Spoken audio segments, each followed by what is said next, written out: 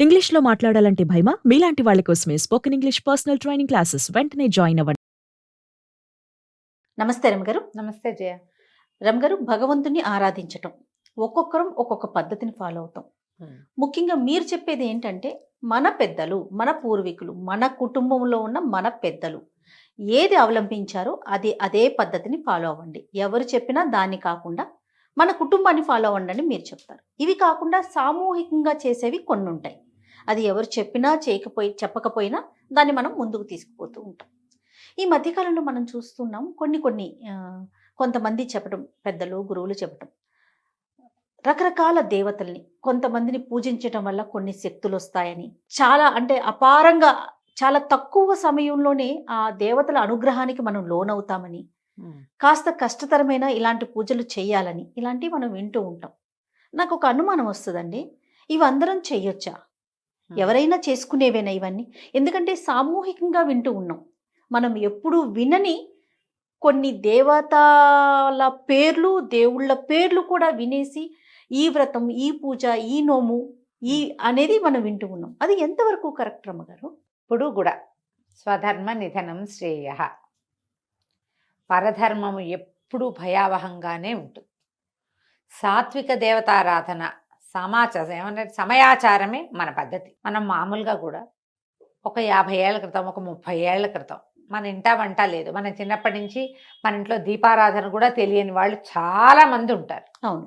క్రమంగా ఏంటంటే మనకి ఏమైనా సమస్యలు, మనకే ఏదో ఆస్థ దేవుణ్ణి చేసేసుకోవాలి అని దేవాలయానికి వెళ్తే ఎవరో ఏదో పూజ చేసుకున్నారు, అది బాగుందని చేస్తారు. సత్యనారాయణ వ్రత కథలో అలాంటిదే చూస్తాను చూడు మనం. అవును, అవును.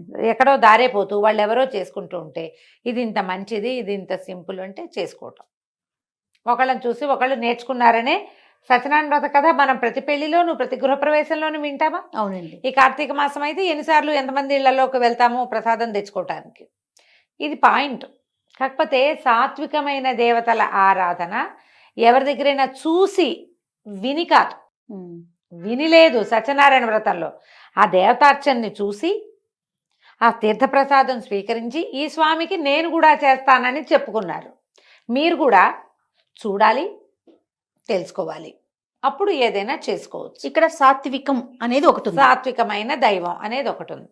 మనకి సాత్విక దైవాలు సాధారణంగా విష్ణువు, లక్ష్మి, మన దసరాలో అమ్మవారు ఏదైనా చదువుకోవచ్చు, చేసుకోవచ్చు. దీంట్లో ఎక్కువ బలవత్తరమైన శక్తుల గురించి దశమహావిద్యలు చెప్తారు. తర్వాత మనం ఎప్పుడు చేసుకునేవి రెండు నవరాత్రులు. ఒకటి వసంత నవరాత్రులు, రెండోది శరణ్ ఇటీవల కొంతకాలంగా యూట్యూబ్లో, మన ఫేస్బుక్లో అన్ని ఏమనాలి దాన్ని, సోషల్ మీడియాలో ప్రఖ్యాతంగా చెప్తున్నది వారాహి నవరాత్రులు, శ్యామల నవరాత్రులు. మీరు నాతోటి కూడా చెప్పించారు.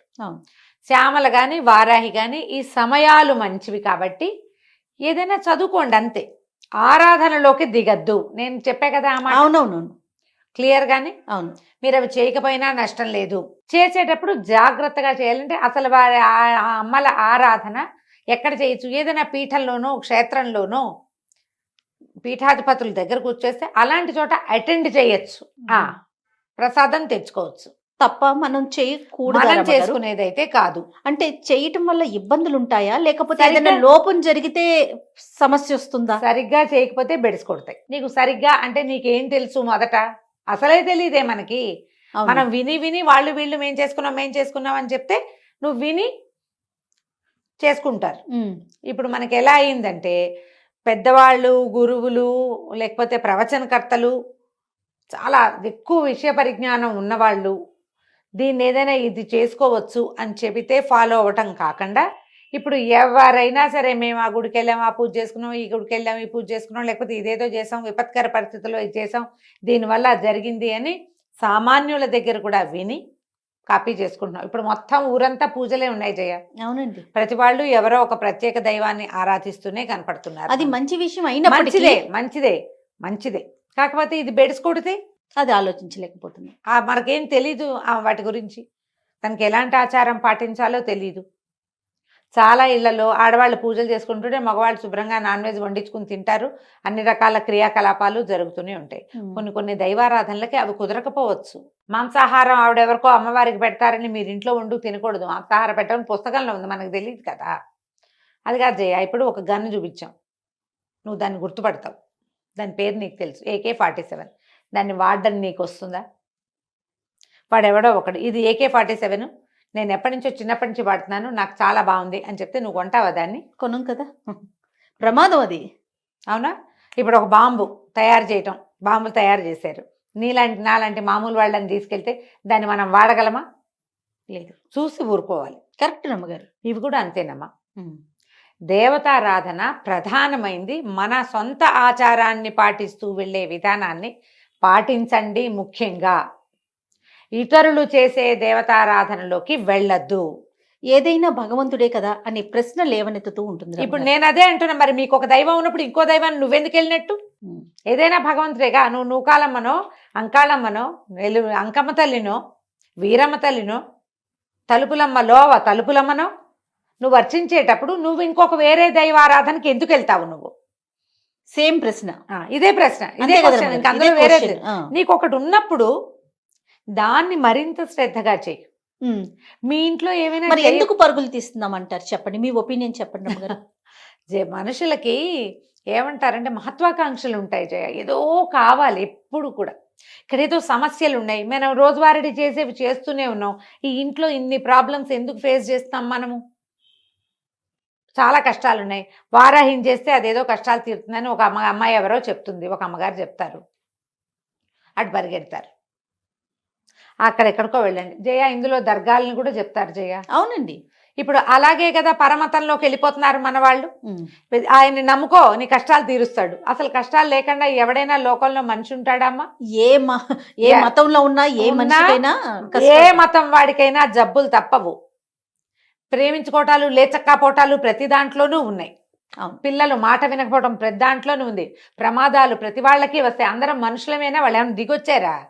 వాళ్ళు దిగొచ్చింది లేదు, మనం దిగిపోయింది లేదు. మనమే తెలియక మనం కూర్చున్న కొమ్మని నరుక్కుంటున్నాము. కూర్చున్న కొమ్మలు నరుక్కోకండి. మీరు కూర్చున్న కొమ్మకి పువ్వులు పూయించే ప్రయత్నం చేయండి. దానికి సరైన పోషణ చేయాలి ముందు. ఇప్పుడు మన ఇంట్లో మనకు ఒక పద్ధతి ఉంది, ఏదో ఆరాధన, వీళ్ళు మీ ఇంట్లో ఏం లేదు, మా ఇంట్లో ఏమీ లేదండి అంటారు. నేను ఈజీ మెథడ్ చెప్తా ప్రతిసారి.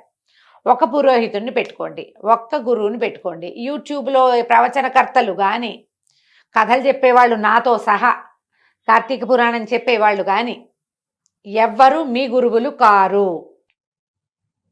గురువు అంటే మీ అమ్మా నాన్నలాగా మీ కష్టం సుఖం మోసేవాడు. నేనేదో కూర్చుని తీర్పుగా చెబితే నన్ను ఫాలో అవ్వడం పొరపాటు. ఇక్కడ ఇలా ఉంది విషయం వరకు తీసుకోమంటున్నారు. అంతే తీసుకోవాలి. ఇందులో అద్భుతమైన పేరున్న మహానుభావులు, ప్రాతస్మరణీయులు, పొద్దున్నే వాళ్ళని తలుచుకోవాల్సిన వాళ్ళని కూడా గురువు గారని మీరు అనకూడదు, అనుకోకూడదు.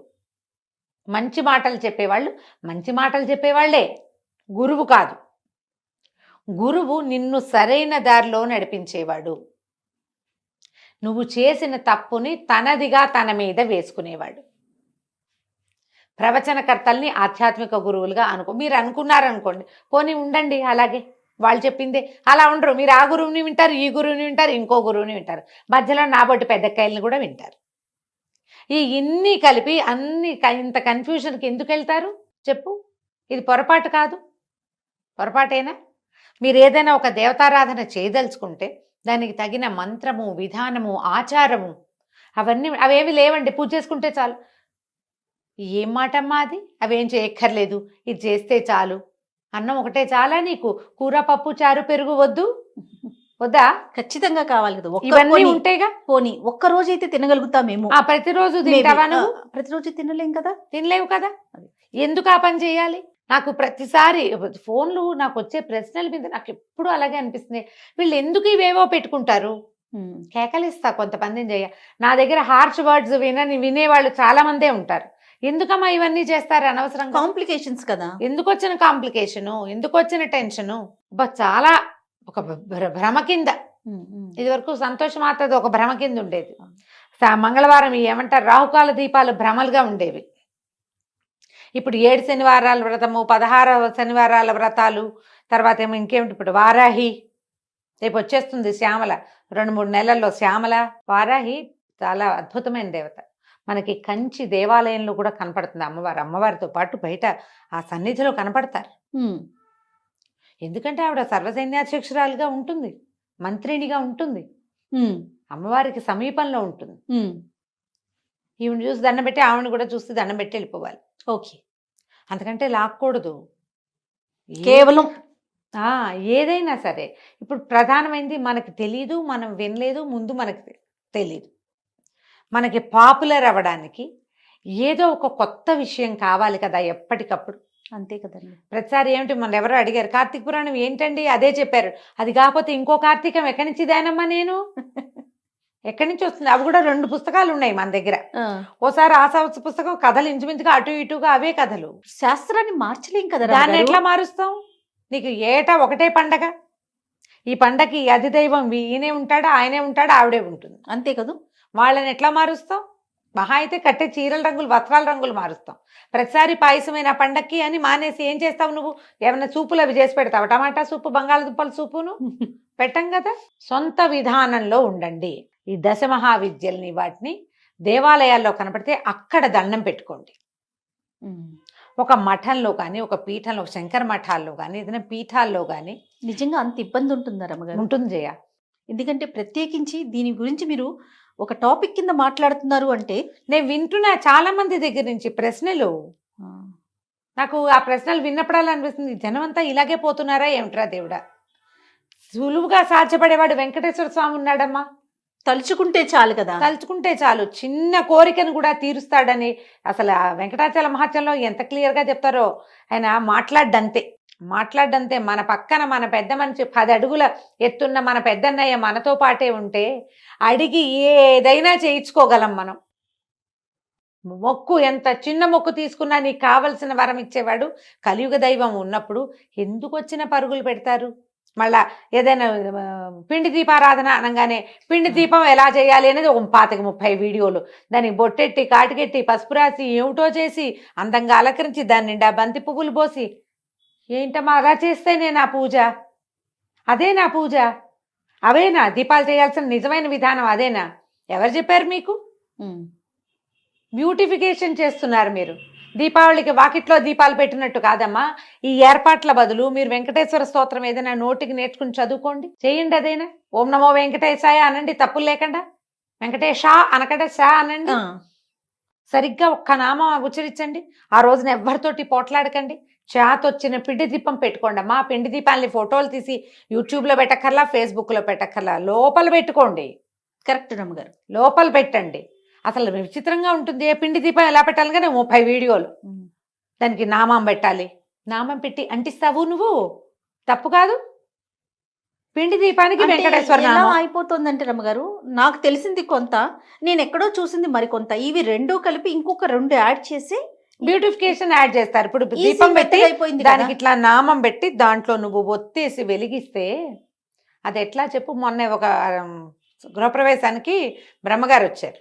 ఆయన అంటారు, అమ్మాయి కామాక్షి దీపం కాదమ్మా అందులో పెడతావు. వాళ్ళు ఏమైందంటే చెప్తాను నేను నా సంగతి. ఎవరో ఈ మ్యారేజెస్కి వాటికి గిఫ్ట్స్ ఇస్తారు కదా, శంఖచక్రాలున్న దీపపు కుందులు ఇచ్చారు. అవును రమ్మగారు, నా దగ్గరికి కూడా వచ్చినాయా?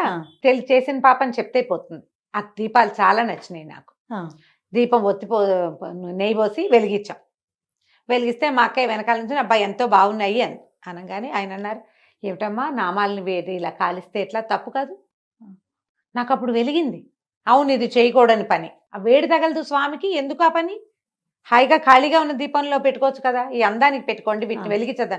తోమి లోపల పెట్టా జయ, మళ్ళీ ముట్టుకోవాలి, వాటిని షోకేస్లో పెట్టా. నిజమే కదా. నాకు అదే అనిపించి అప్పుడు కామాక్షి కుందు గురించి ఆయన అదే చెప్తున్నారు. వాళ్ళు ఎవరో చేశారని అదొక వెర్రి కింద తయారైందమ్మా. ఈ కామాక్షి కుందు మీద వీడియోలు ఉన్నాయి, మనం కూడా చెప్పాం. ఇప్పుడు అమ్మవారికి ముఖానికి దగ్గరగా దీపం, తులసి దగ్గర దీపం పెట్టద్దని చెప్పాను నేను, గుర్తుంది కదా? అవునండి. అలాంటిదే ఇది కూడా.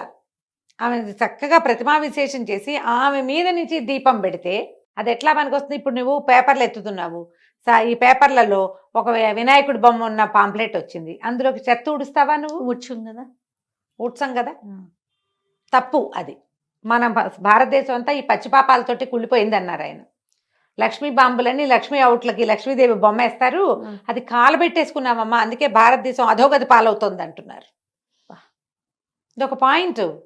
ఇవి అన్ని మార్చలేము, కొన్ని మార్చుకోగలుగుతాం కదా. మన చేతిలో ఉన్నవి మారుస్తాం కదా, మార్చుకోగలం కదా. దయచేసి ఉగ్రదేవతారాధనకి వెళ్ళకండి. ఏదైనా ఒక స్తోత్రం చదువుకోవచ్చు, ఓ పండో ఫలమో నివేదన చాలు, అంతకంటే పైకి వెళ్ళద్దు. దశమహావిద్యలు కానీ తర్వాత ఏమి ఇంకా ఉన్నాయి మనకి అమ్మవార్ల స్వరూపాలు, మనం ఇవి చేస్తాం కదా ఈ దసరాలో అమ్మవారికి అక్కడ చేస్తారు.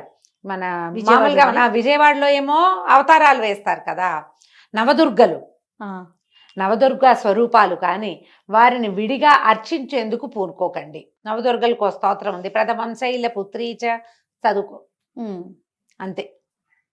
అంతకంటే ఒకవేళ మీ ఇంట్లో ఉంటే, ఇప్పుడు ఇందులో అసలు పాయింట్ చెప్దాం, మీ ఇళ్లలో ఆనుచానంగా ఇదేదైనా విధానం ఉన్నవారు పాతకాలంలో ఎలాంటి వ్యవహార విధానాలు పాటించేవాళ్ళో అది పాటిస్తూ మీరు జరుపుకోండి, మాకే అభ్యంతరము లేదు. విధానాలన్నీ తీసి పాడేసి మడి మైల అన్నీ తీసి పక్కన పెట్టేసి అది మాత్రం చేస్తానని అనకండి.